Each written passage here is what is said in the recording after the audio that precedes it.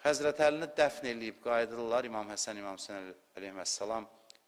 Görürlər ki, bir xarabə bir yerdə, xarabalıqda bir qoca kişinin ağlamaq səsi gəlir.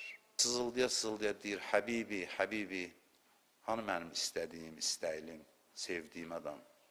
Deyir, görürlər bu qoca kişi ağlayır, yaxınlaşırlar, görürlər cüzam xəstəsidir, dəri xəstəsidir. Dəri xəstəsi olduğuna görə şəhərdən çıxardıblar bunu, gedib bir xarabənin içində yaşayır.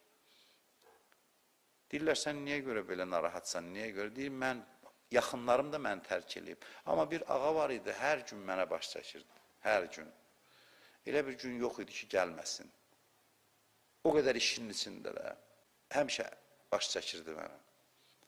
Bu gecə gəlməyib, 2 gecədir gəlmir, Nigarana.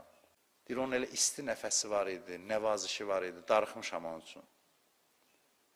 İmam Həsən əleyhissalam deyir ki, filan əlamətləri, filan deyir, hə, o mənim atam Əmir əl-Möminindir. Deyir, doğrudan müsəlmanların xəlifəsi idi mənə baş çəkən, deyir, bəli.